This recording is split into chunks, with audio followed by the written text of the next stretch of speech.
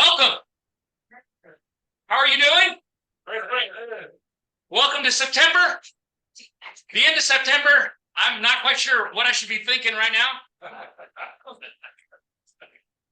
I've had a lot of conversations with people over the last couple of days, including Greg Lucas, who I saw yesterday at a special event I'll talk about here in a second.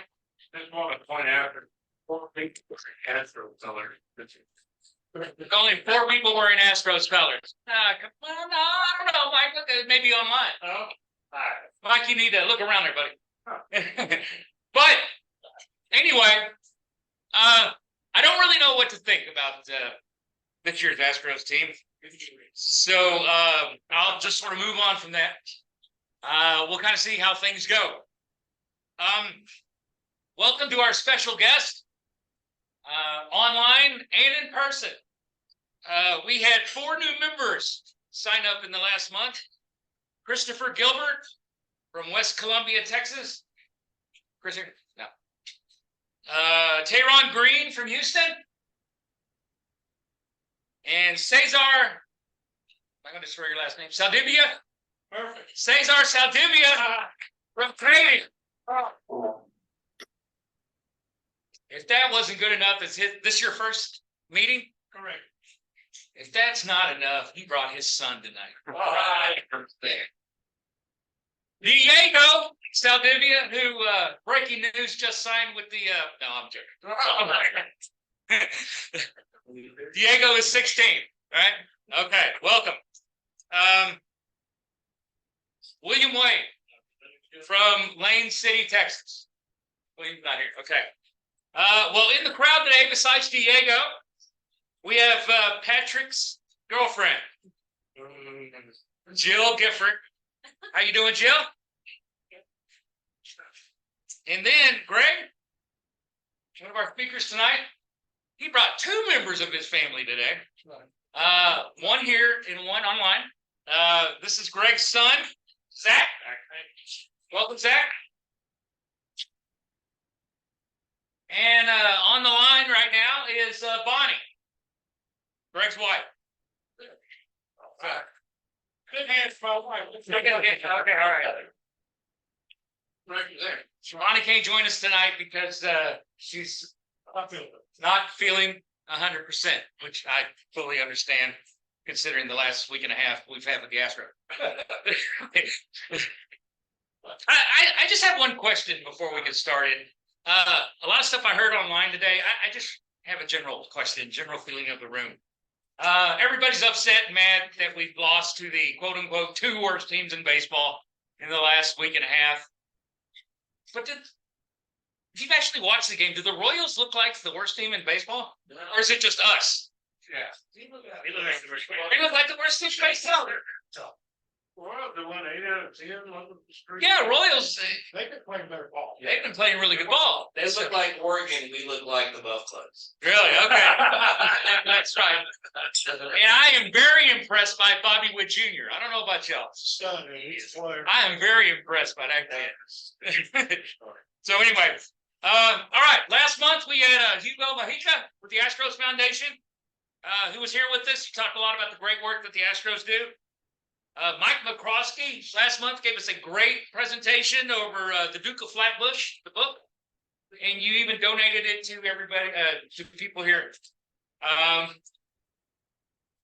as I've said already, about a month and a half ago, the great Tal Smith, he said what he wants, but he is, in my eyes, great Tal Smith. He donated 16 boxes of books and reading material to our chapter. Okay, now, I don't know about you, but just carrying these 2 boxes is heavy. Imagine 16 of these. So Mike and I have, or Mike has decided he's going to bring 2 boxes a month for the next couple of months. You can dig through and grab some books. And hey, Christmas season is coming. That's all I'm going to say, all right? So I don't know if you know anything about inflation these days, but even books are going up. So get a free book. Very quickly, yesterday was a very special day for the chapters. Tal Smith got the surprise, I would say not necessarily of a lifetime, but I saw his face when he walked in and he looked shocked. The chapter surprised Tal Smith yesterday in Conroe with a birthday celebration. All right, now technically his birthday's on Wednesday, right? The 27th. But Tal Smith walked in and was shocked to see there were chapter members there. This was at tables at Mandalay in Conroe. Tal walked in and saw different people from the chapter, his friends, his family, and former ball players were there all to greet Tal for his 90th birthday party. People like Larry Durker was there, Terry Poole was there, Scipio Spinks was there, and even Craig Reynolds was there. That shocked me more than anything. You know, did I miss anybody? Brownie was there, of course. The MC of the day, evening. Hall of Famers. Oh, I'm sorry. Hall of Famer Bill Brown and Hall of Famer Terry Poole and Hall of Famer Tal Smith and Hall of Famer Larry Durker. Point was, it was full of Hall of Famers. I took quite a few pictures. Jason Bristol, who's a chapter member who also works at Channel 11, had a show last night where he broadcast highlights. It's about 2 minutes long. I'm going to share it. He put it on KHOU's Facebook page, but I'm going to share that little video right now. I also took some pictures. If you are part of our Facebook page, how you going to do it? You'll need to, we're gonna lose the video. Lose the video? For a second while you switch over it. You'll need to get into the, on mute line, you'll need to get on back on. Okay. Want me to get back on Zoom? And the whole chapter was invited. Yes, the whole chapter was invited. I sent out a message the day before. Let me get back on Zoom a little bit. Yeah, we're doing this on the fly, so we'll see if it works. Doing this on the fly because not everybody has Facebook. But that's okay. I'm thinking about leaving Facebook myself.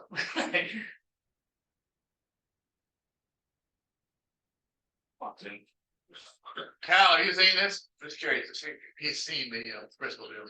He's on mute, I guess. Yeah, he must be. Have Martians.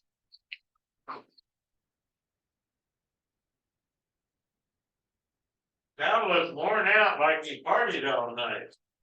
I gotta laugh at it. You're muted. I can't hear you. Okay.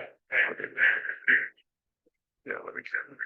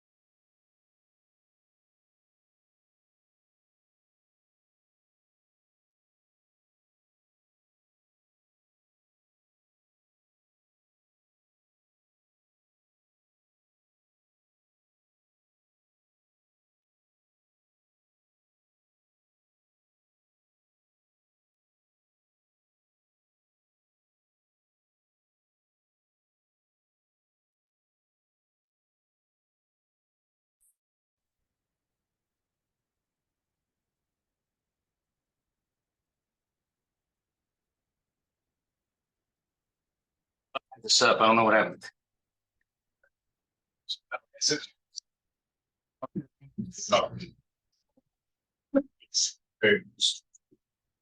Sorry about this, everybody. I thought we had this. Take it down.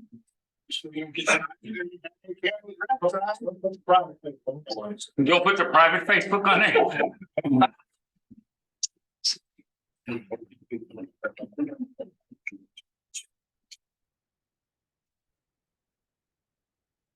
So let me share my screen. Facebook. There you go. There it is. Bob the road. There that was.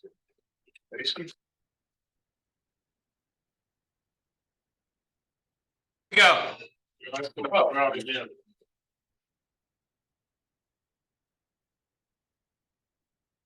Hear that, but here it is.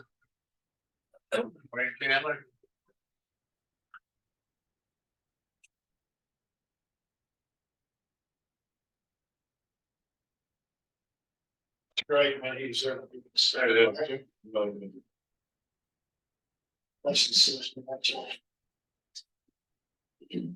I'm absolutely overwhelmed. I know that it's a great surprise to see so many friends from over the years. It's very satisfying. So I guess this is just the raw footage that he took. It's about a minute left.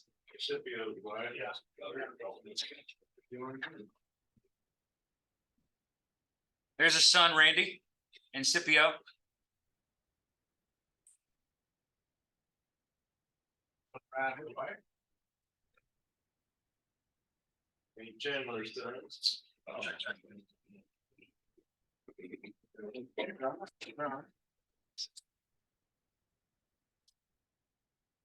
See me talking to somebody.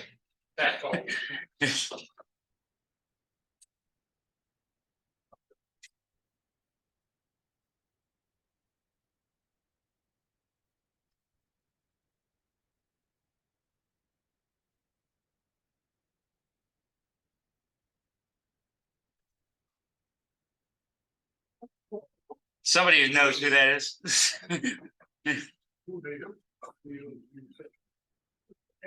You don't need a Beetlejuice update, all right? All right, just unplug this. Maybe that says more about me than anybody else. All right, I'm gonna leave the meeting. And you got it, Chris?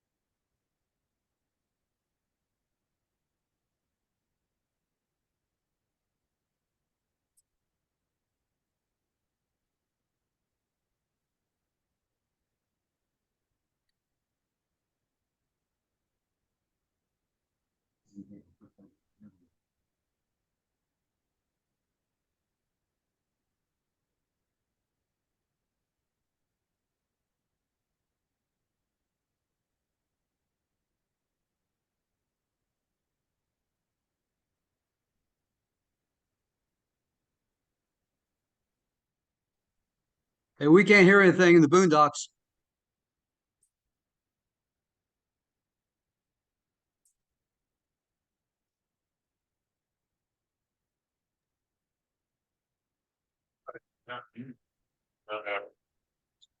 Seems to be picking up. Is it shared? Oh, you can hear now. All right. Sorry about that, everybody.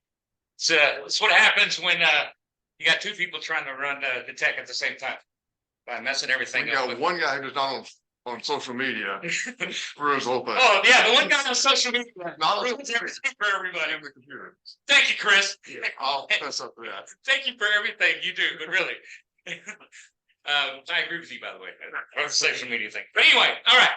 So next month, I've gone back and forth about what we could possibly do for next month, primarily because of I don't know what's going to happen next month now. Is this going to be the first year in a while we haven't been to the playoffs? If so, we'll have a regular meeting on October the 16th, the third Monday of October. If the Astros are in the playoffs and they're playing that day, we usually don't meet. But again, I kind of went back and forth. So I've decided this, and Brownie actually helped me out tonight by doing something, by asking me something. And I'm going to get all of y'all involved, hopefully, Brownie. All right. On October the 16th, no matter what, we will be here. We will either have a watch party to watch the Astros game, or Brownie has talked to me about a special project that he is now doing that he would like each and every one of you to participate in it. Now, there's a point to this. You have to be a certain age to you have to be a certain age to participate. I don't qualify. All right. Brownie, would you like to say just like 30 seconds of what you Brownie will talk to us next month and briefly go ahead. Well, Tal fortunately has agreed to help out with this because I don't do anything without Tal anymore. But so my concept is to do a book on the 1964 baseball season, primarily from the St. Louis Cardinals standpoint. And if you remember, if you studied history, the Phillies had a 6.5 game lead with 12 to play. And they did not. They lost 10 in a row. The Cardinals came from behind to win National League. They beat the Yankees in the World Series 7 games. But it's not just about that. There were a lot of things happening in 1964 in the world, in the country. We're going to begin probably with JFK assassination, unfortunately, because what happened on that day in 63 certainly influenced what happened in 64. We can't. Those of us who lived that can't ever get it out of our brains, right? So anyway, I would like to ask you for your memories, you who were of that age, and you have memories, and also, where were you in 63 on that day? You found out about the assassination. So I would like to ask you for those memories. So that's what we'll do. Yeah, thank you, Brownie. Thank you. And even those of us who were not even born yet, I wasn't born until 71. Maybe I can give a perspective of what I think about the 60s and 63 and 64. And maybe some of y'all can as well. If that's not enough, I have a couple of other things kind of up my sleeve that we can also do in October. So kind of stay tuned. But the point is, next October the 16th, we will be here either for a watch party for the Astros playoffs, or all of us going to listen to Bill Brown a little bit and participate in gathering some sources to be part of Bill Brown's next project. And also, I would like to say the chapter's next project. All right, I'm going to pitch this SABR as a chapter project moving forward. Where were you in 1963 and 64? What is your perspective? Even if you weren't around, what is your perspective of 63 and 64? I think maybe he'd like that too. I don't know, something like maybe. All right. Okay. Our original speaker for tonight was Jay Verrill, the assistant vice president for the Astros of strategy and analytics. Unfortunately, well, actually, of business strategy. But unfortunately, he decided to reschedule. So Jay will be with us on November the 20th or December the 18th, whenever Jay is available. Okay. So also, Jerry Miller at the Roger Hornsby chapter has asked me to remind everybody about the winter meeting that's coming up every year in January, the first week or so, or first 2 weeks, whatever, the first couple of weeks. A lot of us from the Larry Durker chapter go up to Texas State, and we're part of the all-day winter meeting that the Bill Gilbert chapter, Roger Hornsby chapter puts on every year. They often have really great guests. One of our speakers for this year, Bailey Hall, was one of the guest speakers at that meeting last year. Nancy Finley was also there. So if you want a great day of baseball out in Texas State University on the campus of Texas State, then be looking for that in early January, January 6, 2024. Have a lineup yet? No, I haven't heard of the lineup. Jerry Miller said he'd let me know. If that's not enough for you, start making your plans now to join the rest of us in the chapter. I'm going to Minneapolis in August for SABR 52. We always have a chapter dinner, no matter where we go. In Chicago a couple months ago, we went to Harry Carey's restaurant. Last year in Baltimore, we went to Phillips Seafood. Is that where it was? Maxwell Cates, who is a part of our chapter, who lives in Toronto, always puts these dinner for us together. So we're still trying to find a place in Minneapolis to go eat. I think Minneapolis is playing the Guardians that week, part of SABR 52. I have also looked up the St. Paul Saints. If you don't know anything about the St. Paul Saints, just look up Bob Beck, right? Mike Beck, the son, all right? The disco demolition guy, that Mike Beck. He still runs the Saints, right? Still part of the Saints? He's trying to get back. He's trying to get back in it. I think so. But there's a brand new documentary that's just came out about Mike Beck. But he owned the Saints for a long time. He's not still part of it. And his whole message in Chicago last year was keeping baseball fun, make baseball fun. And he did a great job with the St. Paul Saints. They're actually playing at home that week too. So I'm going to go see a St. Paul Saint. Yeah. So that'll be pretty neat, I think. Anyway, we still selling shirts, Luca? T-shirts, just T-shirts. If you want a chapter T-shirt, talk to Luca. Lucha. So anyway, all right. That's enough for me. Tonight's guest, Locked On Astros podcast, guys. Now, if you've never, who in here has never listened to a podcast? You have never listened to one. One person. One? Jimmy? Well, podcasts are the fame. All right, it's the hot trend. People listen to that. There's millions of podcasts out there. But these guys have made something big out of theirs. This is an Astros podcast. If you want to know anything about the Astros, you listen to these guys. Locked On Astros podcast. There's two of them that are here today. Brett Chansey, right? Yes, sir. And Eric Heisman, like the trophy, right? Is that what you said? All right. Brett started podcasting 5 years ago, starting his own show where he was able to bring on guests like Tito Santana, former WWE superstar, John Boy, yes, that guy, Bill Brown, okay. His first Astros player interview was in 2019 was Brandon Bielak, Josh Rojas, and Colin McKee. That led him to seek more opportunities where he teamed up with Eric. After being a guest host with Talking Stros, Eric asked Brett to join him. Since the 2020 season, Locked On Astros has become the preeminent Astros podcast.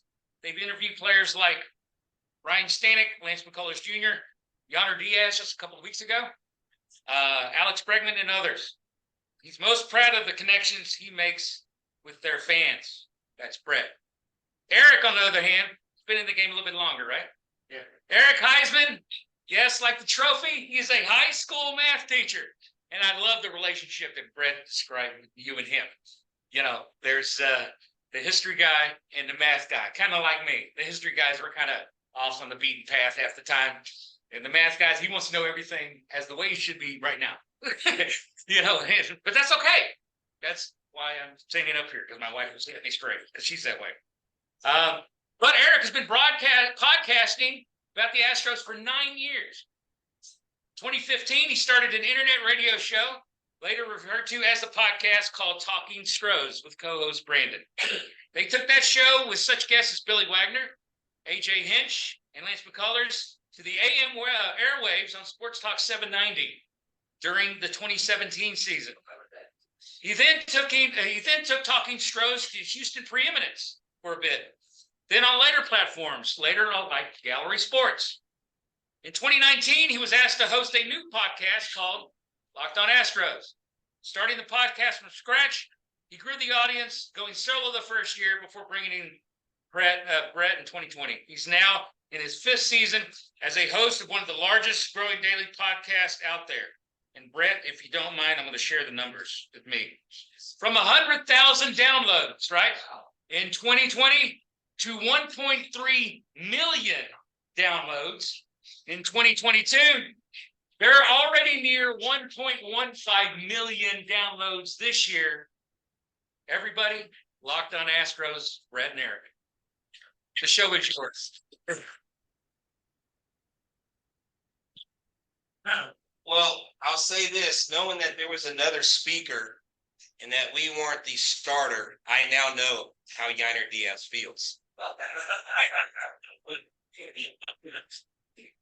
Yainer, we're there with you, buddy. But hey, listen, real quick, I just want to say, Eric and I are both humbled, and we're honored that you guys would have us. I mean, to be in the same room with all of y'all, probably have watched more baseball than we've watched in our life, but been able to see some of the greatest moments in Astros history and to wade through the waters of the good and the bad, the highs and the lows. And someone like Bill Brown, just growing up watching you on TV, hearing your voice, has been phenomenal. For me as a podcaster, it really has been a dream come true. I started this 5 years ago. I'm now 48. I'm a teacher. I've been working with students for 30 plus years since I was 18. I was a youth pastor before I became a teacher. And so I've always worked with students, and I've always loved being around athletes and sports. But baseball was really my number one passion, and always has been. Always been an Astros fan since I can remember. I do remember my first game in the Astrodome. I was 2.5. I don't remember anything about the game, but I remember going into the dome. I remember the lights. And to this day, I can still picture what was going on that day. And so it left an impression on me. I was humbled when Eric brought me on. And when he brought me on, he said, dude, this is not easy. It's a 5-day-a-week commitment. Are you in? Are you in it for the long haul? I'm like, I'm in it. Let's go. And we have been able to interview players, coaches, player development guys. Most recently, we were reached out to from Raising Cane's, got to go out and speak with Alex Bregman, talk to him about his foundation, Yainer Diaz.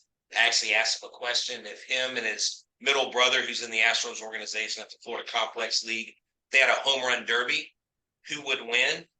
He said, well, I've beat him the last 3 off seasons in a row, and I'm kind of his daddy, so I would definitely say that I would beat him. But what's been great about this, and I'll let Eric share more about this, is the connection we've made with our fans. We were the first MLB team in the Locked On Network, 250 plus channels, that was awarded a YouTube channel, because our CEO, David Locke, saw what we were doing and saw what we did when Eric got. I took a chance. I was like, well, what would happen if we did our YouTube live?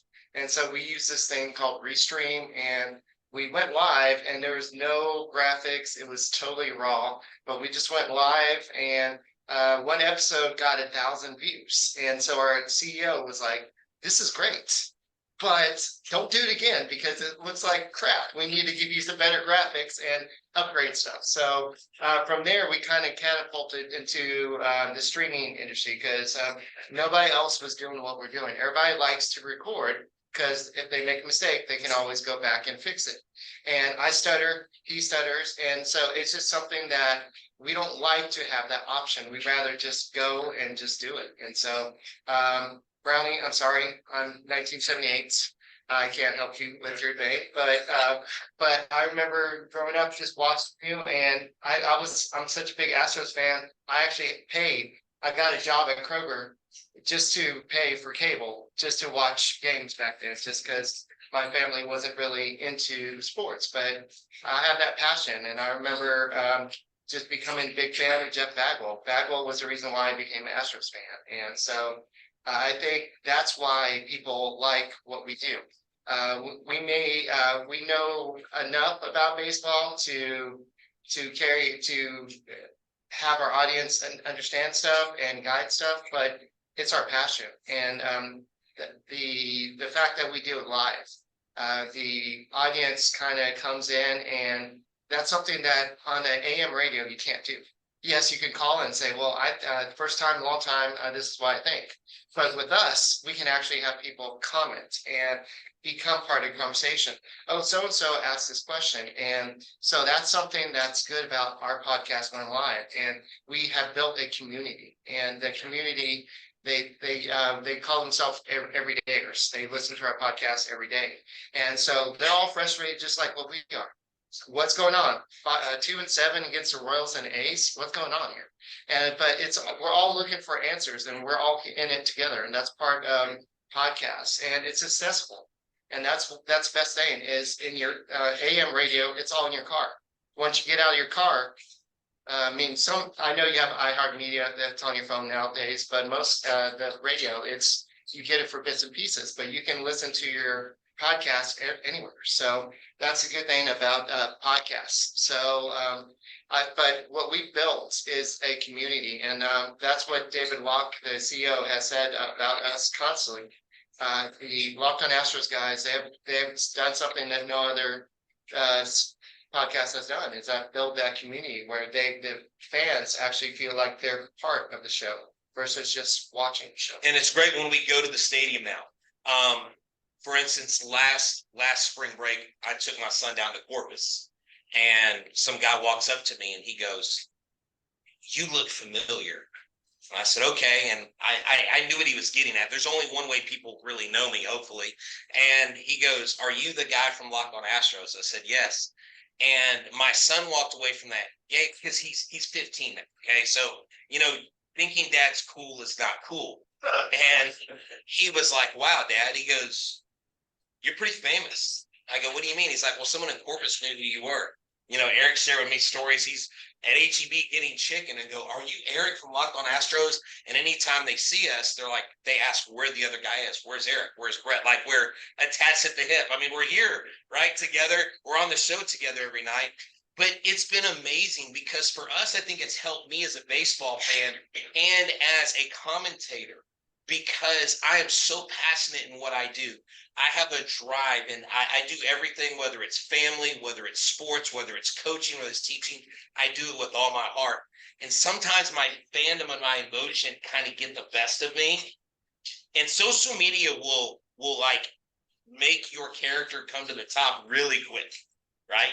Really quick. You can become a keyboard warrior and get mad, get in arguments and fights. But what we do is we realize that people listen to us, people hold on to what we say. And actually, I went on Saturday Night Live just randomly, said people need to talk. And they were like, "Thank you so much for doing this show. Thank you we needed this." And I was like, look, it's not over. It's not done. I've got a tagline that I use, always positive, always Stros. I have a Facebook page called Stros 411 that I took over a few years ago. And the reason why I went with the always positive, always Stros was because it had become a very negative page. The person that was running it had run people off. And I was like, I'm not going to do that. And we have continued to build our audience. We've continued to do things that Locked On absolutely loves that we do. We've mentored some of the shows that are out there. And I mean, we've enjoyed a lot of success. And we say that braggadociously in a humble way, if there's a way to do that. It's because our fans put us in that place. Like right now, I believe we're 24th on the top 100 charts. We constantly find ourselves in the top 10, the top 15. And our audience is very fair weather sometimes. Yeah. It is, if they're losing, the views go down a little bit. And so that is the trick. And that's one of the mediums that, because podcasting is so popular, you have to keep people coming back. It's not traditional media. But like Eric said, it is consumable. You will see me in every facet of life. Every person I come into contact with will know that I have a podcast with Eric called Locked On Astros. You would think I was selling something like an MLM or life insurance or solar panels, but what I have to offer you is free, and all you have to do is listen. I mean, it's very easy. I'll walk up to someone at an Astros game in an Astros jersey and say, "Are you an Astros fan?" And they'll look at me with shock, and I'll say, "Well, good. Do you listen to podcasts?" "No." "Well, that's great too. Pull out your phone. Subscribe to our YouTube channel. Check us out when you have time." And we walk through the stadium. Workers know who we are. Front office knows who we are. Anita, who's VP of Marketing, has sent us a box the last 2 years of giveaways we give away on our show. And so we try to really connect with our fans. Last night, I did a contest. Help me come up with my first 15-second monologue. And I had a fan do it. I actually had 2 really good entries. And one of the entries, I'll have Eric share. I'll share his words. He mashed up 4 or 5 Dusty Baker quotes. I didn't use it because I didn't want to be like the guy going after Dusty Baker, but it was funny enough that I'll share it. But those 2 guys, I'm going to be sending them World Series rings that were giveaways because they helped us with the show. Yeah, and the 3 reasons for the for podcasts are to educate, to entertain, and to divert. So we have a lot of people that say, "I really appreciate your podcast because when I'm on treadmill, I listen to you. I'm on my 30-minute drive to work, I listen to you." And so they kind of rely on us to just kind of listen to us every day. So when we actually don't do a podcast, they actually get mad. "Where's the podcast?" "Oh, well, I got sick, he got sick, something happened." But so it's great to see that people do value what we have to say. And Tal, I don't know if you're still here, but Tal's like, "See it." I guess so. He's not there. There still you go. up. I did meet you as part of my thing with Sports Talk 790 is I did have a media pass for when Jeff Bagwell went to the Hall of Fame. And so I did meet you in Cooperstown over there, Tal. So that was pretty cool. But I have a picture with you.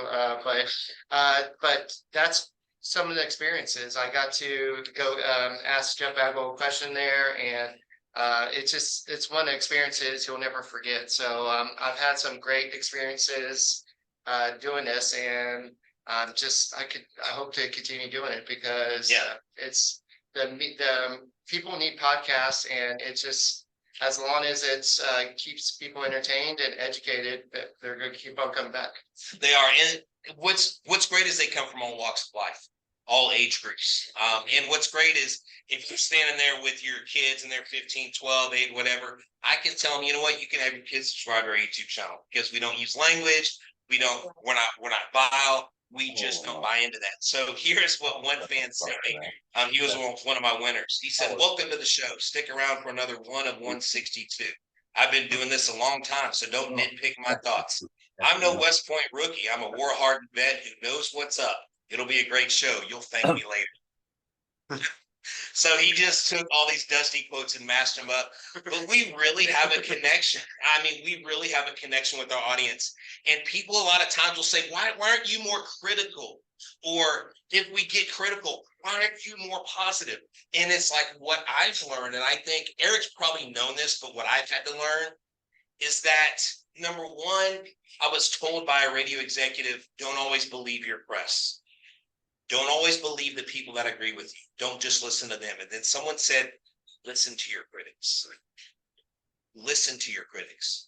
Because sometimes your critics may have a little seed of truth that's going to help you be better. And if we are just doing the same thing over and over, I wake up every day and I say, how can I be better than I was yesterday? Okay, Okay, Drayden. I'm just saying. And sometimes I fail at that. But I absolutely love what we do. there's not a day that goes by that I'm not thankful. I think we absolutely hit a home run. We hit the Astros at the right place in the right time. But because of the work we put in, because of the passion that we have, we've been able to stay on top. And there's not a single Astros podcast out there that has more downloads or following than we do. And all of that is because of the work and dedication we've been willing to put into it. And so thank you for having us. I mean, I don't know, you guys may have questions. You may not be, podcast is a new medium, but there's a ton out there. And the goal is, how do you stay relevant? How do you stay on top of the game? And that's what we're doing. I will tell you, before I get to your questions, one of my desires, and I'm going to try to make it happen this summer, is we've talked to Elvis Rodriguez, we've talked to Rafael Pena in the Dominican Summer League for the Astros. I want to get down to the Dominican Republic, and I want to meet these kids, and I want to hear their stories, and I want to see the water treatment facility that Hector Neris built for his hometown. I want to go into the church that Framber Valdez built for his home. I mean, I want to break the game wide open. I want to do something that nobody else has done. I want to be a trailblazer for these foreign-born players, because here in America, we don't talk enough about it. AT&T Sports has done a good job lately picking up on those things, but there's still not enough exposure. And I want to go down there, and I've got several people recently that I've talked to that said, if you come down, I'll be your interpreter. A couple player agents have said, let me know if you make it down. I got a place for you. So I want to try to get down there and do that, because I think that would be so unbelievable to hear these kids' stories like firsthand, get to know them, because I hear great things from them all the time. So, Brett, you were telling me something. I don't know if you can talk about this, but you were telling me something today about Sirius. About what? About Sirius XM. Were you telling me a little bit? Or is that on the hush hush? Well, no. So Sirius XM is actually broadening their partnership with Locked On. With Locked On being over 250 plus channels. But I always put it out there. I never sit back and wait for opportunities. I go get them. I believe opportunities are taken, they're not given.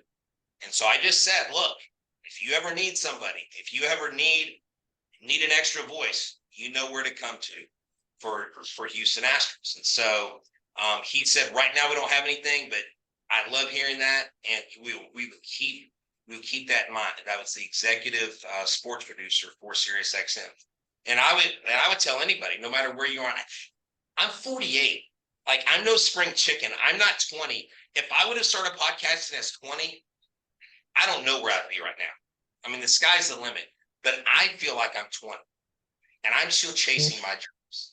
And I get to do it with my favorite team in the world. Eric's become one of my best friends in the world, and we do well. Like, we have two totally different personalities.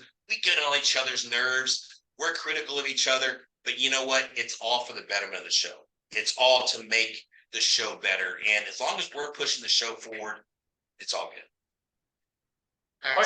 Pat ourselves on back real quick. We are the only MLB Locked On show that has our own advertiser. That's right. Cover your ears back there. Oh, it's Hooters. Yeah. So yeah, we've had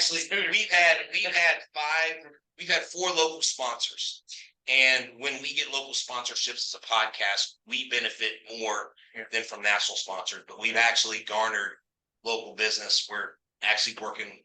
We're trying to get Carbox, some other companies to come in with us. So, questions? Yes, sir. Well, I think what you're doing is filling a hole because the newspapers are cutting back on their sports coverage. York Times got fired or got written all over and doing the athletic it's sort of a wine thing, people. And they'll cover this cover sports they possible, but you'll find out when that guy he lived in the division of the I don't know it. That production coverage of baseball and other sports by the newspaper for media. So I'm actually going to fill up there. Yes, sir. And to speak to that, like Eric had said, how consumable it is. Like I talked to a former principal of mine. He said, the reason why I listen to your podcast is because I don't want to go spend 20 minutes reading The Athletic. I don't want to go to cron.com. I don't want to go to all those websites. I go to your show in 30 minutes. I get what I need and I can move on. I can do it while I'm working in the yard. I can do it while we're driving to my kids' baseball game. And so it's consumable. That's why we try to keep it 30 minutes. It goes a little over 30. That's fine. That's why we do it, because it's people to and from work. They're like, we really depend on y'all every day. We can't wait to listen to you. So Plus, we do a lot of reading in our everyday lives. You don't want to be reading a lot of stuff, so people listen to podcasts just so they don't have to read. That's all. save your eyes. Tim? No, I would say, any other questions or? Yes, sir. You mentioned you have a boss of some sort? So, okay, so Locked On is owned by David Locke, and I'll tell you real quick the story for Locked On. Back in 2016, David Locke is the voice of the Utah Jazz. Boo! Everybody say boo because we're Rockets fans, right? But he's the voice of the Utah Jazz, and he would do a podcast afterwards called Locked On Jazz, because his name, he goes by David Locke. He had a couple other friends, I think in Toronto and I think in North Carolina, that they were with other NBA teams. They're like, hey, why don't you do a Locked On and we'll do a podcast? And then boom, it became this network. And the MLB network, the MLB teams were the last phase to come in. And he has really built this team. We were then purchased by Tegna Media about two years ago now. Yeah. Tegna owns KHOU. We're kind of in that same family.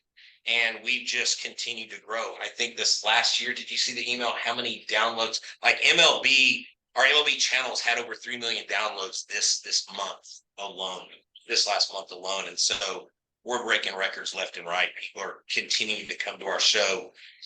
Sirius XM's wanting to partner with us. And so David Locke's story is really, really cool. He's a great guy. I've gotten to meet him. He let my son and I hang out with him in the press area at one of the Rockets games. And he just had nothing but compliments about that. Just what you and Eric do for our company is huge. And so I'm always trying to promote them. So if I walk up to you and you're a Mets fan at an Astros game, I'm going to tell you about Locked On Mets. If you're a Blue Jays fan, I'm going to tell you about Locked On Blue Jays. We share kind of, I hate to use this word, but spread the gospel of the Locked On. We share that a lot. Yes, sir. Lost a little bit, so KHOU buy your show or? So KHOU is owned by Tegna Media. Tegna Media purchased Locked On 2 years ago. The whole network. The whole network. So yeah, so Locked On is now. So now our checks don't come from Locked On; they come from Tegna. They pay the bills. I used to work for Sept23 for the 2017 season. Then they were like, we want to charge you this much per hour. I know I had to get commercials and it wouldn't be me paying for it, but I just didn't have time as a teacher to do that. So we had this setback, but they liked us over there. It's just, I couldn't be a salesperson and teacher and a podcaster. So I had to take a step back. So you're not radio. No. Well, for that season, but yeah. The beauty is we're not tied to a station and we're not tied to the team.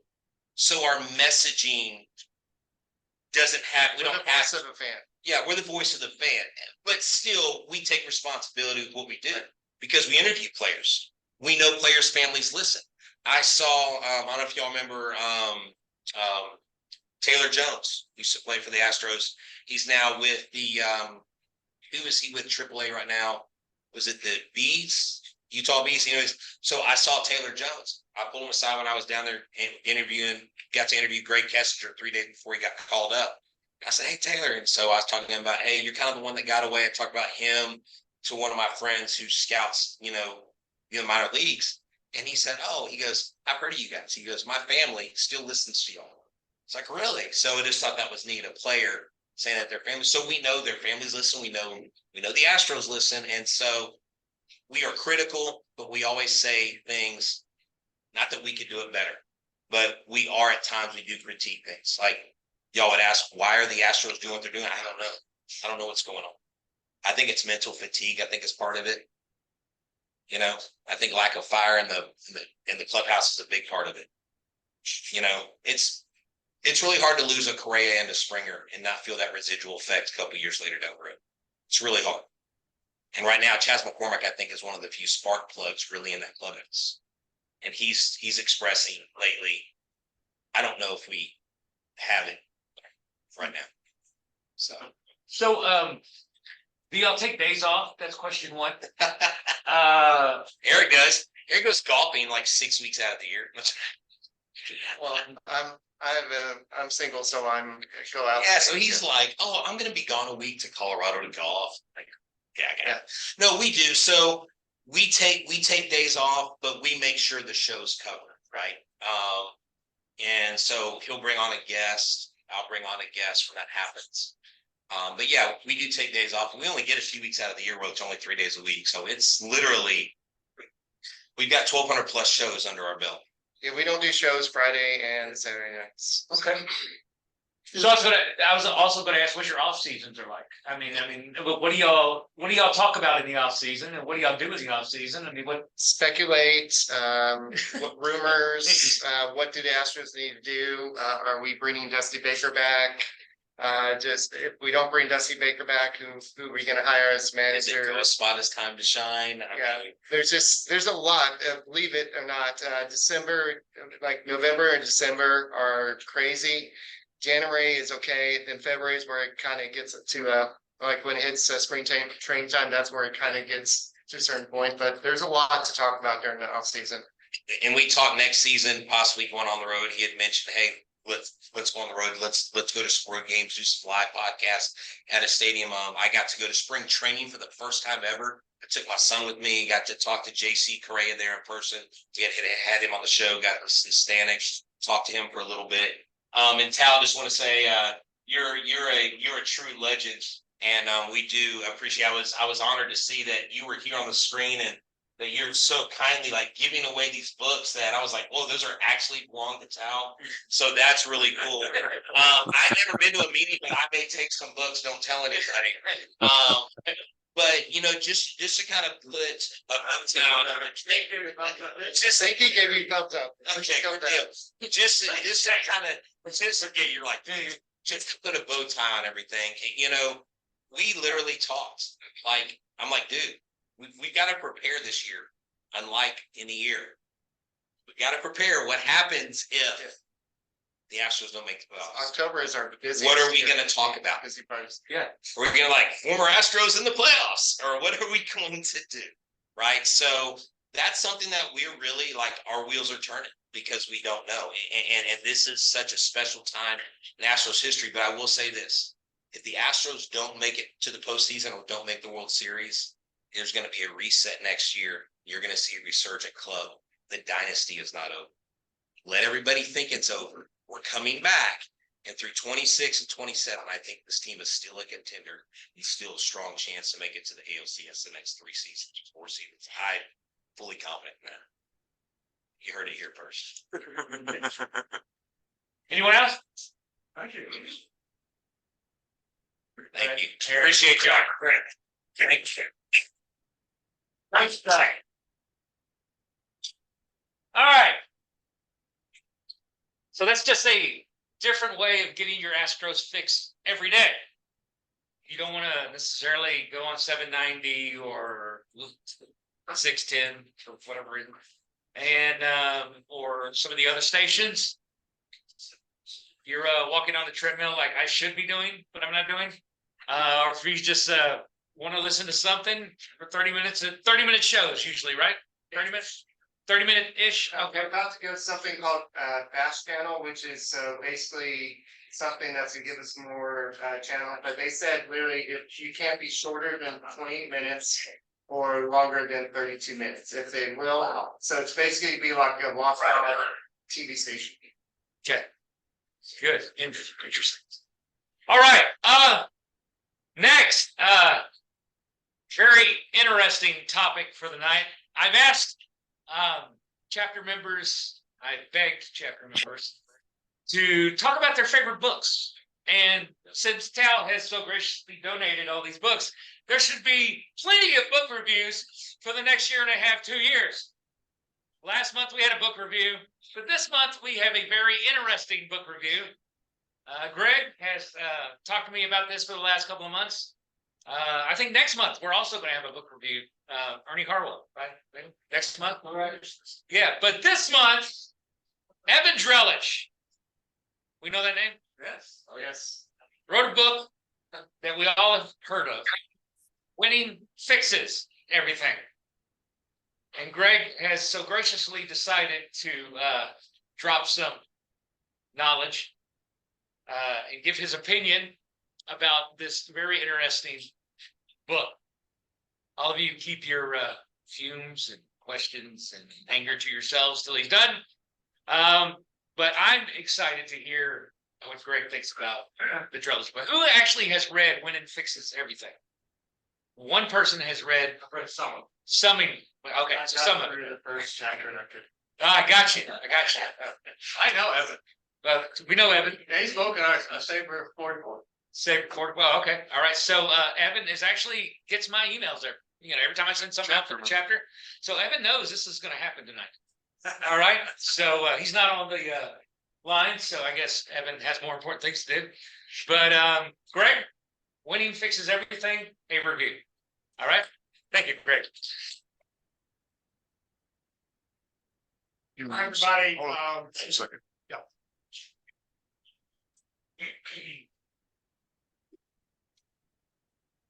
Slides. Yes, we have PowerPoint slides and everything. We're half a loop here. Oh, thank you, Chris. Everybody see it? So, my name is Greg Moore. I've been a member of this chapter. I don't know how long. I was trying to figure it out. We were talking about earlier, maybe 10 or 15 years or so. And I've been asked, and I've given a few book reviews in the past.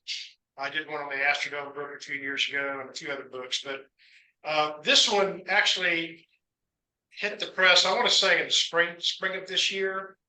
And some of us were over here, Mike, Bill, and Joe, we were over here at Jack's on SABR Day. And you, Joe, I think asked if anyone either had got a plan to read the book.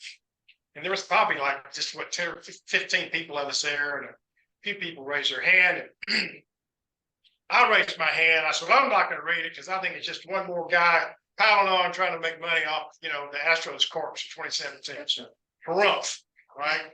Well, so when he started asking about this, I was like, you know what? I need to read that book and see what it says. So here we are. So this is the book. It did come out in this past spring. So Evan Drellich, I listened to a podcast, by the way, that they did on this. He and Roosevelt did, and he pronounced it with a hard C at the end. Try to go forward, Chris. Down. I did have Dan Hopkins too. Sorry. Oh, you had one Hopkins too? Okay. Okay, so this is a little bit about him. The key thing is that he was a beat writer for the Chronicle. That's how he got to kind of know the Astros. Did not endear himself to the Astros. He started writing things that Mr. Crane and Jeff Leno didn't like, so it was kind of hard for him to get stories out of the Astros. He moved on after that. He's now at the Athletic, writing for the Athletic. So when he introduces the book, very beginning, he says, these are the two premises. So I made a note of this. That all players and fans should want is the champagne spray of postseason wins, and then how did one of the great scandals in baseball history develop? Well, he's now labeled this one of the great scandals, right? And how did we arrive at a cheating scheme that was still creating jeers and backpage stories years after the fact? Well, and by the way, just what I've done here is I've gone through and just highlighted a few parts of the book. And some of these things I've heard of and you have heard of, others I have not. And I came up with like a 2-hour presentation, and I decided Joe probably didn't want that. So I've got a whole bunch of stuff for this out of this presentation, some of it provocative, some of it not. Some of the language that's quoted in here is R-rated. I've tried to, remove a letter or two to make it PG. So just be aware if you read it or I'm reading it, I'll try to amend it as best I can. So here they are. You remember this happy picture? Way back in the day, this is when they hired AJ, I guess. I found this out on the web. I thought this is a good picture to have, because really these are the guys that are discussed most in the book. Talk a lot about Crane, his business background, his management culture, not in a positive way. Of course, about Hinch, his coaching history and management style, which Drellich says was really important from his days with the Diamondbacks and some of the things that happened during the Diamondbacks during his coaching days that affected some of his decisions with the Astros that ended up, effectively not having him here anymore. And then Luna, he talked about the business history and management style. And throughout the book, I wanted to make a note of this. These are the kind of, this is intentionally hard to read, because these are the sort of phrases you see in the book. It's chock full of unnamed sources. I only pulled these out of just maybe 20 or 30 pages. I mean, every page is an Astro staffer said, a colleague said, an executive said, someone who traveled with the Astros said, a person with direct knowledge of MVL. So there's hardly just two people that actually have direct quotes in the book. We'll get to those folks, some of the Astros' favorite players. So a little bit about Luna's background is in the book. Probably know that he's a very educated guy. He got dual undergraduate degrees, an MBA from Northwestern. And he started in 2000. After he left his consulting group, he became a partner in Archetype Solutions. I didn't know anything about this guy's background. And they were actually writing algorithms to help people's clothes fit better. That's what this thing was. But his partner said that Lindau just had an obsession with playing fantasy baseball. That's the little graphic over there. He said that his attitude was, I understand that if the GM position doesn't, he said to a friend, he was trying to go to the Astros, and if he doesn't get that position, I'm not going to get another shot at it. I want to do it my way. So this is sort of a little bit of information about how Lindau did his approach being a GM at the Astros. And you read this book, it's brutal. Some of the stuff that he does and the way that he handles some of the players, not the players, but the people on staff, how he treats them and dismisses, decades long people that he just fires almost on the spot because he doesn't like their attitude. So now we're going to go into some, I call them interesting tidbits. And I have dozens of these slides that I ended up having to get rid of, but I've sort of taken the best that I could. This one was really enlightening. Does anyone ever hear about the George Springer eye exam story before this book? Did y'all even know it? Does anyone know what I'm talking about now? No. Okay, very interesting. Okay, so George is in the minors. He's doing really well, and so they make the offer to George and his agent, kind of like they did with John Singleton, to try to get him signed with an early long-term contract for 7 years, $23 million. So they declined it. Well, then they said they want to bring George into Houston for an eye exam, see if he can hit the ball better, quote unquote. Well, while he's here without his agent, they try to get him to sign the contract. This is a big no-no. You don't do this kind of thing. And they did. They tried it. And it really upset Springer and his agent. But this Dave Tremblay says in a book that he had a conversation with Springer during camp talking about money. He said, when I get a chance to get him, I'm going to get him, and I'm going to get him good. And guess what? He didn't sign that contract. He went on to make over $37 million the first 7 years with the Astros, so 50% more than what they wanted to hire him. And then I heard from other sources that he never intended to stay here. He did not like the management, did not like their style, and was not going to sign. You never heard anything out of George's mouth that I ever heard saying that he wanted to stay with the Astros. And he did. So he's now with the Blue Jays. Roberto Osuna acquisition. This was internally brutal. Basically, and I'll let you read through some of that while I'm talking, but Kevin Goldstein is quoted in this after the fact, and that the entire staff of Luna did not want Osuna, did not want him for any way, shape, or form. Luna really did. He just had a special thing for the guy. He thought he would get a really good deal. You remember who he traded with? when they traded off him, who they traded with. Yeah. Good jobs, right. Well, you know, one problem child for another. And anyway, the people they were talking to, Goldstein was saying, you know, that he did not want any part of it. He was a dead zero. And he said when Leno finally got fed up with him, he said something to the effect, "I don't want your hipster liberal opinion." I just thought that was hilarious when I read that line. It's like, what an insulting thing to say. But this was a guy that gave out insults left and right to people. And finally, a few years later, Goldstein said, "Look, this guy's a domestic abuser. I don't think someone like that should be in baseball. It's not that hard." And all of Lunau's staff gave him that input, and he just ignored them. The rest is history. The Jeff Blum, Alex Cora flare-ups. Anyone heard of this before? Okay, I guess it has to have This is a R/X rated conversation in the book. So you'll have to pardon me where they're we're since Cora calling Blum a C something. They were really at it. And what was happening is they just got back from the Tampa series with the hurricane, got off the bus, and Cora, one of the slides I left out, people quoting about how much this guy drank on the road trips. I mean, like heavily. It would often get sauced and get in arguments with people. And Blum asked him to turn down, he had turned on the loud music on the bus. And Blum asked him to turn it down. They were trying to call their families, see what's going on. And Cora popped back at him and said, you know, you want the music on if the hurricane were in Puerto Rico. It's just, that's some crazy thing he said to him. And then he called him a really nasty word and then said, "Hey, you and me afterwards, after the bus." Nothing ever happened. Well, on the same bus, there was another confrontation just between A.J. Hinch and Alex Cora.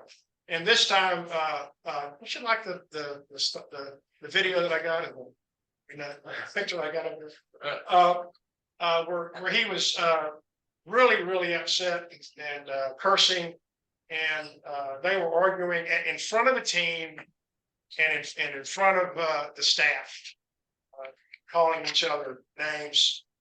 And it's quoted later on saying that he was hoping, Hinch said he should have been fired a long time ago. And it got smoothed over, but in the book it says that if this continued, they had every intention of firing him. It was that bad. Do what? He said they found a way. Yeah. So I heard a little bit about this one. Did y'all heard about the Bryce Harper? Okay. But the thing about it that was interesting to me, this is in July of 2018, that this deal was approved by the Astros and every one of the Washington Nationals except ownership. They had a signed, sealed deal just waiting for the signature from the owner of the Nationals, and he just couldn't let it go. But eventually, yeah. So if we could have sat him in 2018 and kept him around, imagine that guy on the 2019 club. Well, who would we have lost? It was just some minor leaguers. It wasn't anyone to know. I think it was Jeremy Payne, yeah, people like that. So That's just not about me. okay, now we get to the fun cheating stuff. Before we talk about the Astros cheating, we'll talk about other clubs. There's a lot of the stuff here in the book. This one goes back to 2013. Really? This goes back to 2013. The Seattle, where they were stealing the Astros signs, and when this coach came over, who was part of Seattle, he took the pitching coach aside and said, "We knew all of you guys signs, so you didn't change your signs at all." I mean, they said you guys were easy pickings. I mean, this stuff is going on, in baseball forever and ever. The more current stuff here was interesting to me. And then some of our favorite teams. So there's a lot written in the book about it. I've only taken a few little tidbits. Pardon me. The first one where it says 2 unnamed Yankee players were quoted saying in 2015, "If I could figure out the signs, the video and telecast, I was not gonna hold on to the information, I'd share it. Whatever is available to teams are gonna take advantage of it. Major League Baseball knows that. And then for the Red Sox, Chris Young had come over to them and said, look, we need most of your guys' signs. You know, the Yankees were stealing them from the Red Sox. So the Red Sox had to learn, you know, how to change their sign more often as well. This is just the stuff that was going on and still goes on, quite frankly. And the Yankees letter, they talked about this in the book, but you know, we heard a lot about the Yankees letter, but basically it's, you know, telling the Yankees, you're breaking the rules, you shouldn't do it anymore, shame on you. I think they found them like, what, $100,000 or some sort of chunk change. And the more important outcome, though, the Yankees letter was after that, the commissioner sent all the teams a memo, basically saying, don't do this anymore. And I'm going to hold general manager and field manager accountable for it. We all know how that turned out. But this was the genesis of that. That was after the Yankees letter.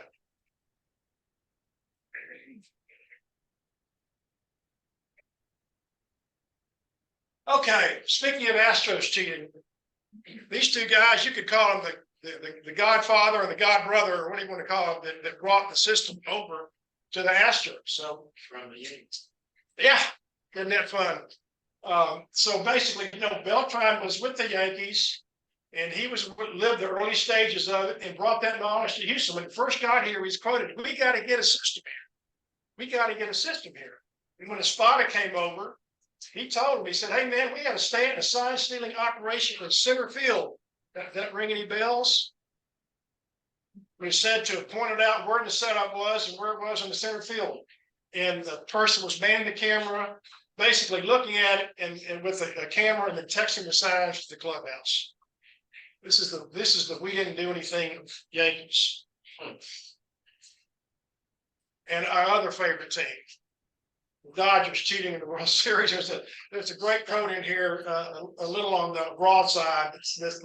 The quote from the Red Sox guy said, because they're the biggest cheaters in the whole effing industry, talking about the Dodgers. They were doing it against us 18. They got caught by Major League Baseball, and Major League Baseball did nothing. Literally in the book, it's quoted in the saying, "Stop doing that. Just stop it. You know, if you've been a bad boy, don't do that." That's the way they treat the Dodgers. Supposedly they were radio at the signs to that expenses. You don't know how much is going on, Mike. You know, who knows how much is going on. That was the Major League Manager. Yep. I've heard that one. I've heard that one, Mike. I know who you're talking about. Okay. Good stuff, good stuff. So I know we had a presentation about the trash can banging, but I was wanting to look at it again myself and find out, well, who were, you know, Tony Adams did this analysis of it. I know we did a presentation here, but just to put it out here, it's interesting to see who's on the list and who's not on the list, right? The top of the list is Marvin. Well, you know, guess what? Marvin had his best year that year, right? Yes. Made a little money on it. He had a hard time after that. You know, shocking. Whatever I'm saying. Right. You know, right up there with George and Carlos, just below them, Alex, Yuli, and Correa, Resnick. And then, you know, it's worse. The guy you think about is who? It's not on this list. Sure. Tony actually came here and made the presentation and showed us what he did, his entire system of finding. He did it right here, sat right over there. Yeah. December last year, I think. So, great present. Yeah. So those are the bad guys, quote unquote. This one's funny. When Verlander came over, he had pitched a game earlier against the Astros and had one of his worst outings, right, against us. And then when he came over, they told him what he was doing, and you can see what he says here, laughing about it. You know, just kind of, you know, shrugged his shoulders, you know, and said, "You guys," and he you know, just kind of shrugged it and went on. But he didn't say, "Hey," for some reason, he had the Cleveland Indians in his mind. He was sure they were cheating. He never really explained why, but he was sure they were cheating. So keep hearing different team numbers. He might be doing it again. Could be doing it again. We've heard most of this story, but AJ damaged the monitors that were being used in the tunnel. The first one was, and he actually reduced Beltran's playing time when it happened. And then afterwards, Cora and Beltran didn't even talk to Hinch about doing it. They set it up and did it.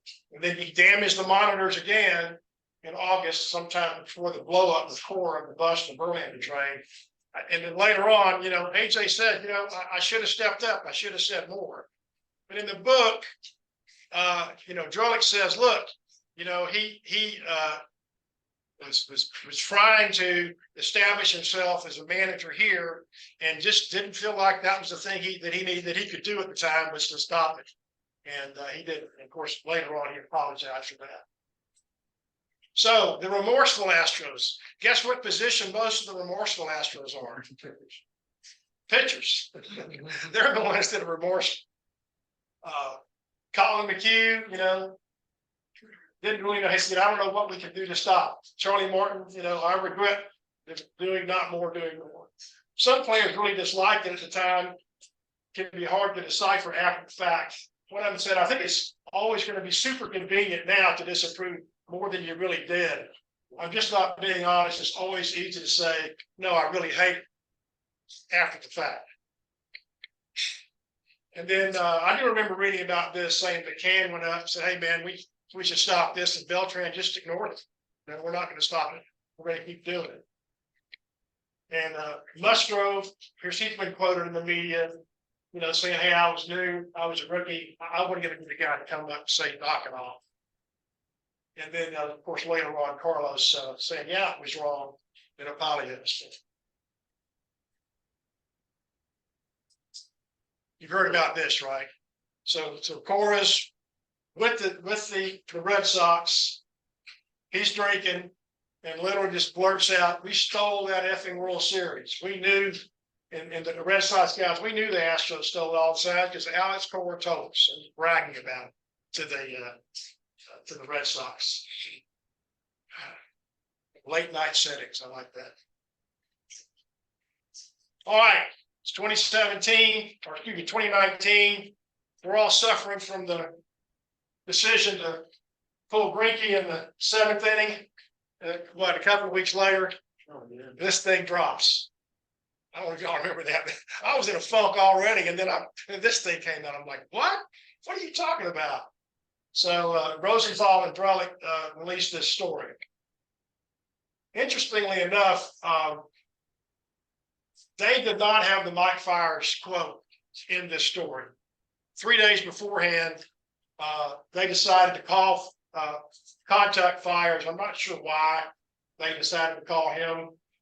It was something that they had found out that he said he would be willing to talk. And so they called him up and basically gave him the entire backstory. And that's when he came out and said, yeah, here's what happened. And he wouldn't, it's not like, I'm not trying to defend Mike Fiers here, trust me, but it's not like he called them up and said, oh, this bunch of stuff, man, and I want you to publish it because those guys are jerks. Because they didn't let me pitch the 2017 World Series or any of the playoff games, by the way. See, I've been told that someone connected, that someone in the organization, when pressure him to say something because they knew the Astros had been doing something. They reported Major League Baseball didn't do anything. From what I understand, he was, and I don't know 100% on that. Sure. I've heard from different people, two different conversations. Yeah. That there was some pressure from the open organization for him to bring that story on. Very well. And I don't know that's not 100% fact. That's just what two people told me. Right. That I don't know why they would lie about stuff. Sure. So this is just, this is the story in this book. There's going to be other people telling different versions of the story. But basically, there were only one of two guys that went on record about this. One was after they called Rosenthal. He went on record about the methods. And the other one was, you'll probably all remember Danny Farquhar, who the former pitcher for the White Sox, that went on record because the Astros just beat the devil out of him one day. And I think he got sent back to the minors after that. And he was very vocal about the hearing things during the game, and it talks about that in great detail in the book. So And then as it turns out, of course, we found out during the MLB's investigation that Lunow did not pass this memo along to AJ or the coaches. It just got buried. And who knows if anything would have made a difference the way that team was, the way the egos were on that team. But he didn't do it. And so goes history. That was probably key. Uh-huh. That was probably a key misstep on it. You think? Yeah. You think? So They were the only team in Major League Baseball that didn't know they weren't supposed to be doing it. So speaking of podcasts, this was nice, a little tangent here, but there's more stories about how the book came to be. So you can look up the Athletic Baseball Show. This is not the Athletic, of course, is something that you need to pay for to read, but the podcasts are free. You go back to February 21st. I heard this podcast when it first came out, and I went back and found it, so I want to show you guys about it. It's not very long, but it's Rosenthal and Drellich talking about the book. And I found it interesting that Drellich and Rosenthal broke this story, but only Drellich wrote the book. And you really can't tell during the podcast as to why that happened, whether Rosenthal just didn't want to be part of it or didn't have the time for it or wasn't invested in it. But Evan Drellich goes into a fairly long discussion about the book and how hard it was to write. And some of the pressures that he was under, just not knowing how it was going to turn out. So it's some good reference. It's not a official answer, but Evan Drellich at that time wasn't really a big name. Ken Rosenthal was a big name. So the fact that Ken Rosenthal's name is cast Johns, that gives it more credibility. That is an excellent point. And actually, Drellich, I believe in the podcast, or maybe in the book, I think it was a podcast, admits to that and said he asked Rosenthal to be actually the one to reach out to Fires because of the name recognition. Good point. Good point. So it's a little of how we doing on time, Joe? I'm getting pretty close to wrapping up. Yeah. All right. Okay, so A couple more minutes. okay, we're going through these. So this is my take. This is my take on this. Give you a little editorial opinion here. These are just the beginnings of some of my comments. Pardon me while I read some of these. So Jim Crane, this is the way he comes across in the book to me. An owner whose business background was questionable to be an MLB owner, portrayed as hands-off and wary of firing any minority based on prior bad experiences with Eagle Global Logistics, a company owned by Crane. For Jeff Lunow, a brilliant but highly flawed GM. Management style was the primary driver in setting up a culture that was ill-prepared to stop something like the cheating scandal. Had little to no empathy for employees. Ruthless method of internal salary negotiations and of firing long-term employees with next to no notice. Refused to take responsibility for the cheating scandal. There's even one story in there that breaks my heart because it's like they were negotiating with Brett Straub while he was crying. They were being so hard on the guy. He broke down and Brett Straub, he's the nicest fellow in the world. AJ Hinch, alpha male manager, whose prior MLB experience handicapped him when he tried to deal with the trash can scheme, decided not to confront those responsible, which may have eventually helped cost him his job. He publicly took responsibility for his part in the scandal, which of course Jeff Lunow never did. And finally, the Astros in general were portrayed as a club that adopted bleeding edge technologies, slowly transitioning from in-person scouting to preferred data-driven models for player evaluation. Labeled as going much further than other teams to gather opponents' data through any means necessary. Highlighted, italicized, any means necessary. Portrayed as a workplace with little work-home balance that squeezed as much out of employees while being proud of paying lower than average pay. Basically, Lunow would go to the owners and show all the pay scales of all the other teams and beating his chest as to how cheap basically they're being with their employees. Basically, not a fun place to work, and one whose culture was not healthy enough to call out the cheating scandal before it got out of hand. So just a couple of things before I wrap up, I wanted to show you. Just want to say, every employee got an $11,000 World Series ring. Oh, I'm talking about the Lunau days, 2017, right, Mike? I'm with you. It was 27. Right. But I don't think that was his decision. That was Jim Crane's decision. So if you the people that are members of SABR, you get this publication either online or paper. I like to get it in paper. I'm old fashioned. And this is the publication that had research on the cheating scandal. Anyone read that article? Couple of three of you. So this is the article. The Houston Astros. That was clever. But basically, in the introduction, it says we don't believe the evidence we present offers definitive proof the Astros benefited or did not benefit. This is not about whether they cheated or not. This is about whether cheating helped them or not. So they went through a very thorough statistical analysis of the Astros' performance during the year, and they basically came out at the end of it and said the evidence we present does not offer definitive truth and should not be interpreted as such.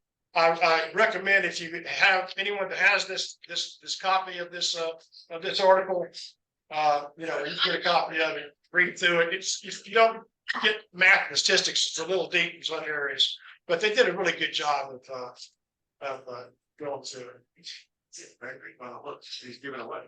Maybe up there. Could be in here. Yeah, it could be. It could be. Okay, where are they now? This is I'm wrapping up, Joe.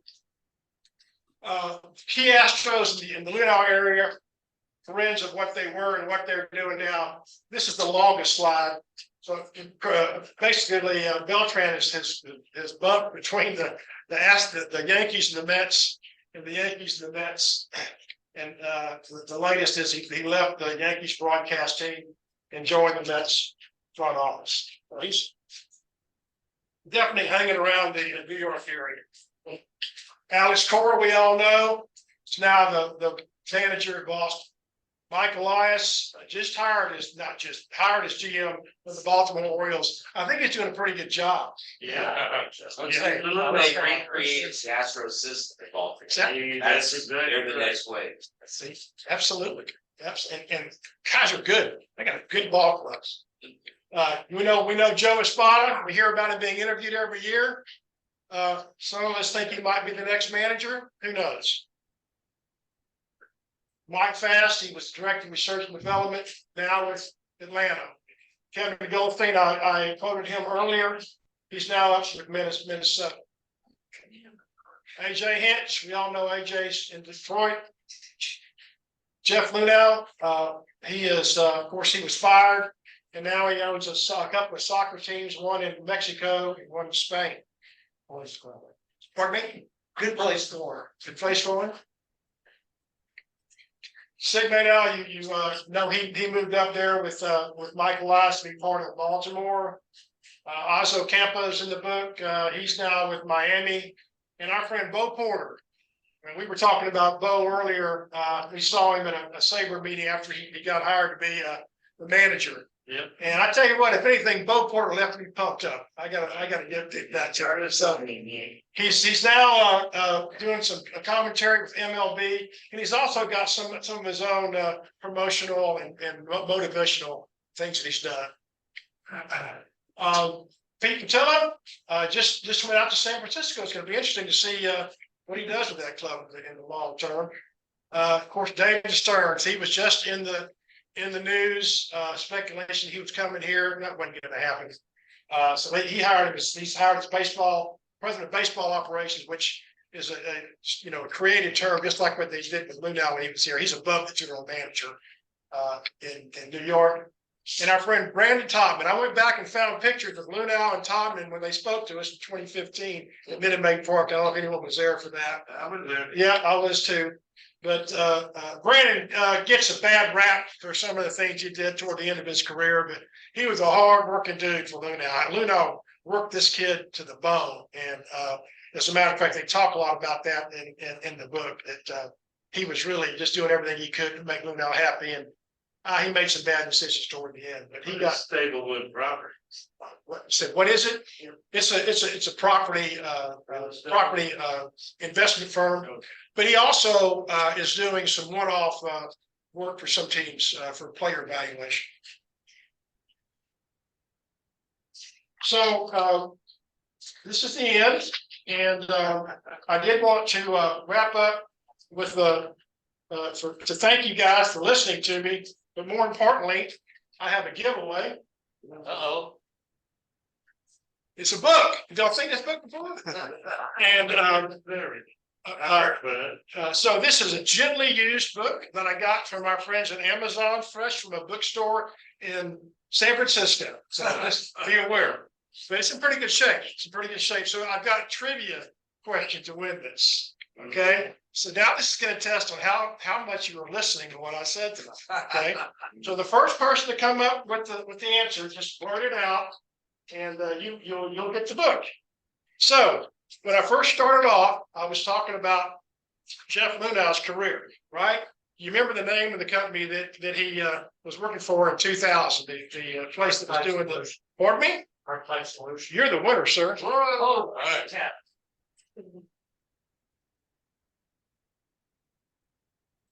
Right. I know it went a little long. Time for questions and answers. Anybody have any questions? From the story of the lake, South the Atlas internal development, that sort of thing, and NASA things, when people think when all these unfootnoted. Doesn't make it. I didn't hear the question. I'm sorry. Tony. Should you use any footnote to document any story? Oh, no, you know the answer. No. You don't ask. You never. Yeah, all those unnamed sources, No. are there actual sources? There's no footnotes? No sources, unnamed sources that were noted. Now they quote people, but they're quoting other publications, like they quote Tal Smith in there at one point, but it's just him quoting like out of an article at the Chronicle or something. By the way, there's been a petition filed with the Supreme Court to review some of the minor league baseball decisions. Right. And it's favorite to Tri-Cities Valley Cats. First Major Baseball. About the consolidation that they went through. And one of the sources is an article written by Justice Alito that appeared in the Baseball Research Journal. Really? How about them? I have a question for you. After everything that you read, after everything we saw, apparently this was going on. Baseball knew it. All these other teams, especially the Seattle Mariners. Anybody knew about the Mariners? Their situation, and the Dodgers, of course. They were so bad. Well, what do you expect from a franchise that moved in orbit? Anyway, so the question I have for everybody, unless the answer is obvious, why the Astros? Why did the Astros get hosed over, and why were they made the team when the example?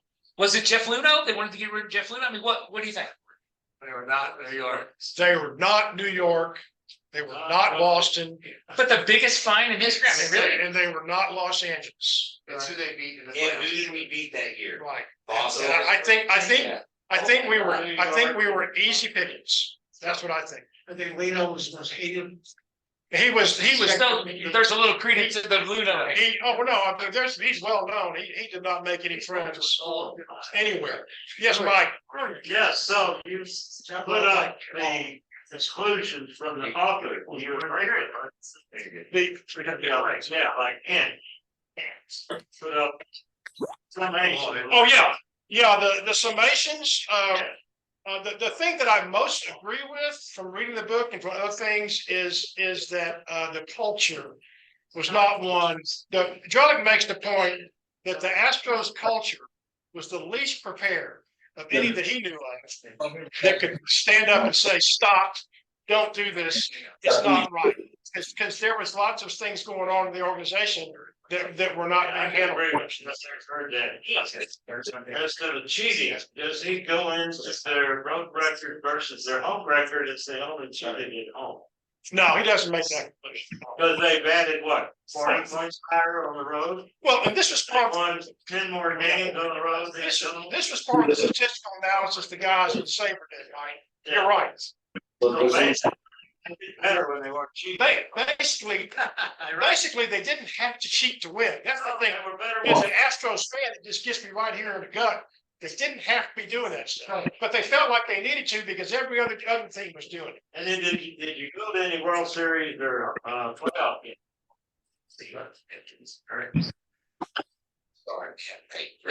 Oh, yeah. Thank you. This is a question. What, Mike? Did you go to any playoff games? Yeah. World Series games? Yeah. And could you hear anything? Of course not. No, it's too loud. Playoffs, because you couldn't hear anything. You couldn't talk for guys. And don't tell John Boy that. Yeah. All right, thanks, everybody. Appreciate it. Everyone, Vince Travato, was, not here tonight. Oh, sorry. It's not here tonight, so, we do have this trivia contest. I have a special gift for the winner. Thank you. Actually, hold on a second. Team events, right? This is gonna be a team event, so I brought two of them. Mike, two special gifts for the winner. First of all, I know all of us are probably Vince Scully fans, but we all love the Dodgers in here. So I have a Dodgers bobblehead of Vince Scully. So I got this from a friend of mine in Los Angeles. Greatest of all time. But it's still the Dodgers. So do it. and a little dig at Drellich, if even if you're not listening. Good things you 2019 ALCS trophy, right here. We're here. I got some extra one. And Patrick bought us something from the Hall of Fame, right? To give out to the trivia winner. I don't know what this is. It's a bottle opener from Cooperstown.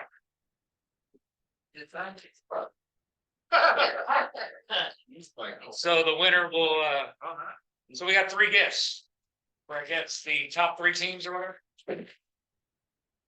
Or maybe one group of three. No, you can make a pitch for newsletters. Yeah. I'm sorry. Who's gonna write it? That's the thing. Oh, yeah, I didn't even say anything about the newsletter. The next newsletter is coming out in November, right? Again, the season's finally over. It's another turkey. Another turkey. So I think it'll be late October and November. Okay. Oh, by the way, there's gonna be a program about this on a series called Bloodlines on the PBS. Yeah, I don't know much about it. they just don't want to let this go, do they? Well, it's PBS is doing a frontline special on the scandal. And that's how I refer to it now. Every time I refer to the scandal, since everybody else was doing it. So, but this is going to be a whole 62-hour thing that PBS likes to do. I think what people are talking about. It's not PBS 2 hours. You Are you gonna read the questions? Oh, yeah, I'll read the questions. All right. Number one, how many postseason appearances do the Astros have in their history? 15. We're not giving answers yet. Touch mine. Is that right, Mike? So I write that down. Number two, what year was Houston's first postseason appearance? Tony, come on. Come on. We're reading the question. Are we doing the answers already? No, people online haven't seen everything. People online have not seen the question. Oh, okay, forget it. Number three, 7 Astros managers have led the team to the postseason. 1 point for each manager you can name.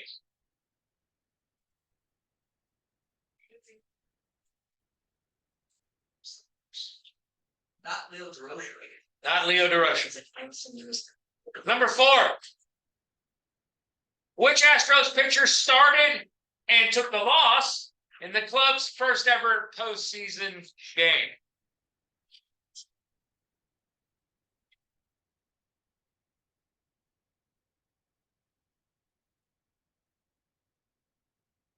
Number 5, which Astros pitcher earned the team's first ever postseason win the next night?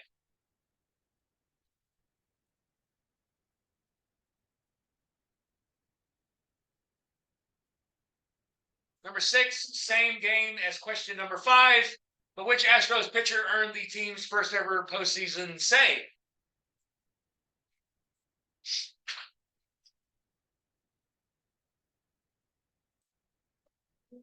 Number 7.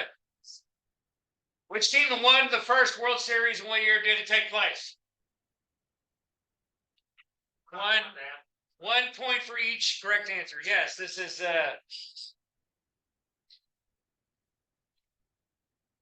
Astros, right? Fun. Number 8.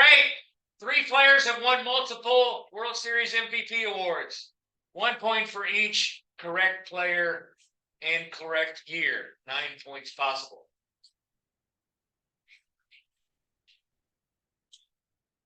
And finally, number 9. Twice in MLB history, there have been multiple players to win the same season's World Series MVP award. What years did that happen? Who are the players to win co-MVP? 7 points possible.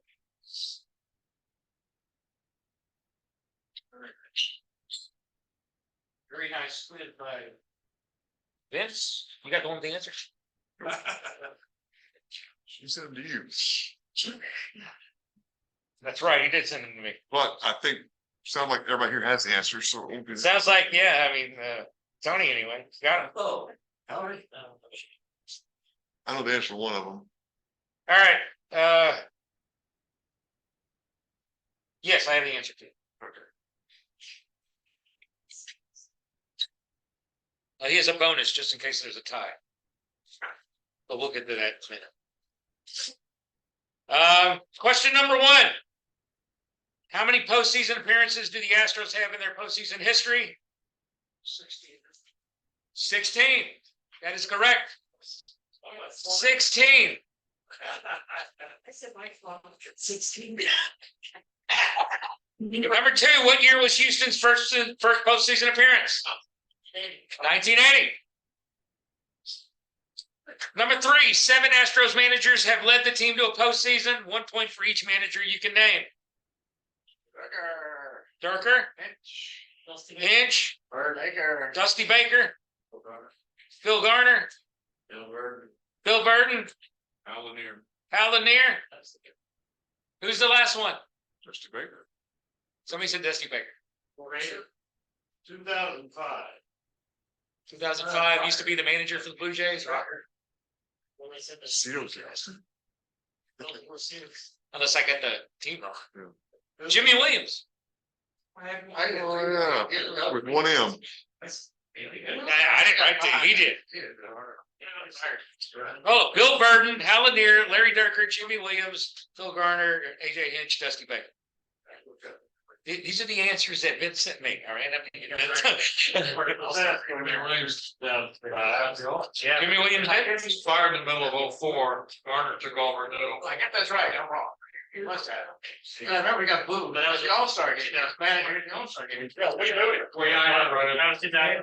So we need to call Vince, or do we not need to call Who Vince? was the 2005 World Series manager? That was Garner. Okay. I'm sorry, no finals. Yeah. That's fine. So 7 Astros manager have led the team to the postseason. 6. Yeah. Only 6 Astros managers, right? Take All off. right. Take off Jimmy Williams. Yeah. Don't shoot the take out man. Jimmy That's all I'm Williams. saying. Don't shoot the man. Number 4. Which Astros pitcher started and took the loss in the club's first ever postseason game? Nolan Ryan. Joe Thompson. Yeah, Irish. Mike is cut. They were never made.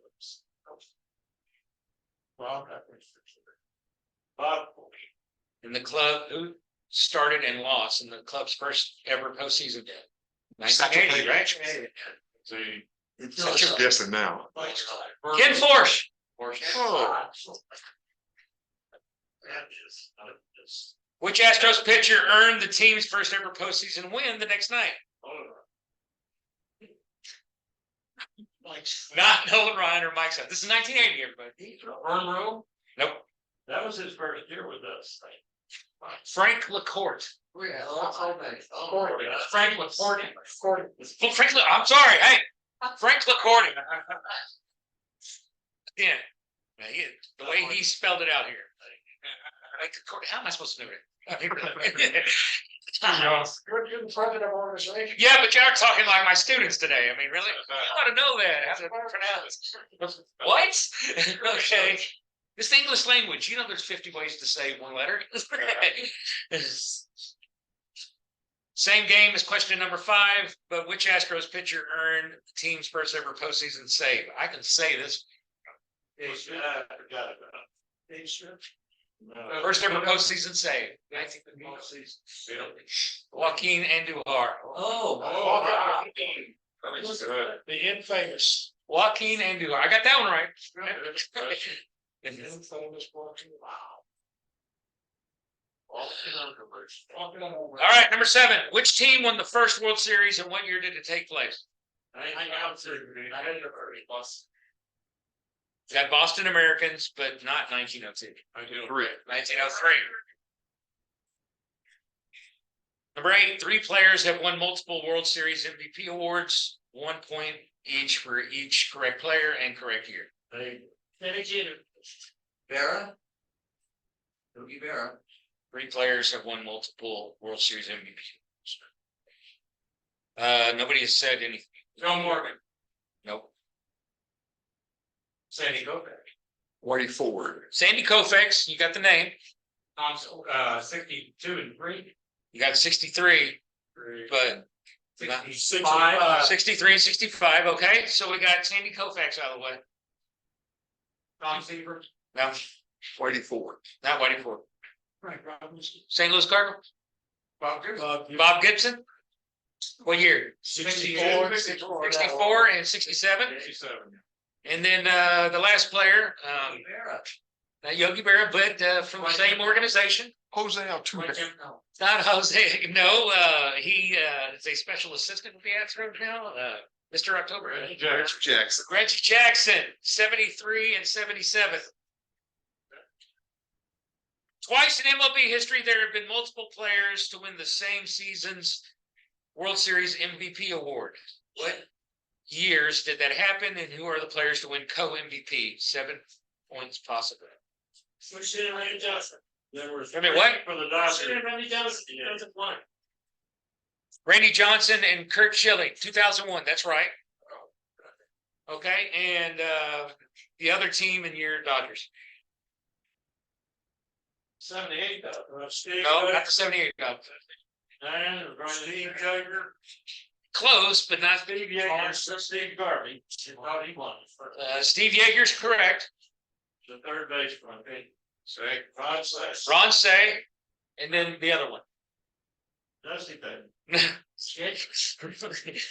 Jose Altuve. Ron Say, Steve Yeager, and Pedro Guerrero. 1981. 81.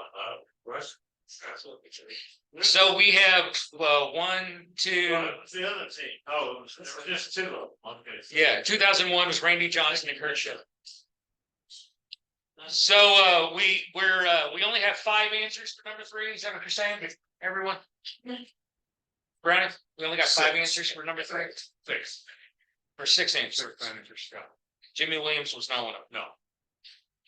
No. Okay, so we have 1, 2, 8, 9, 10, 11, 12. Yes. What was his first year of the World Series? 1903. Pretty sure. So 1, 2, 8, 10. 9, 10, 11.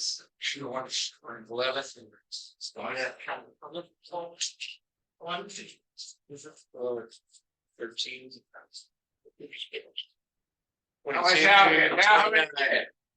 Anybody get 25? That's tough. How many he got? He got No. No tally. Anybody get 20? 15? No. 0. Wow. 10? Wow. What quiz? How many did you get? Yeah. Just 10. Anybody get? Just one person got 10. Wow. Hey, Vince, knocked it out of the park with this one. John, congratulations. I did it again. You get to write the quiz. You won 2 gifts tonight. Would you like Vince Scully or the 2019 ALCS or the 2019 ALCS trophy? Or the Vince Scully bobblehead? Okay. Or we had the bottle, the can opener from the Hall of Fame. Who had 9? Thank you. Who had 9 answers? 8 answers? I had 8. 8? Mike, you want the bottle opener or you want the 2019 ALCS trophy or the Hall of Fame bottle opener? Turn my phone. You're right. Here, 7? You ready with 7? 6? Nobody wants this? All right, 6. All right. All right. All right, put your chairs. Remember, 3rd Monday of October, we'll have a watch party, or we're all going to be here anyway. Please bring your memories of the early 60s and to help Brownie out with his new book. We'll see you next time, right? Oh, and the Astros have made it to the first inning and they're not losing. The Astros have made it to the first inning and they're not losing yet. So nothing. See you all next month. I would say go Astros, but who knows? All right, thank y'all very much. What if Astros are in?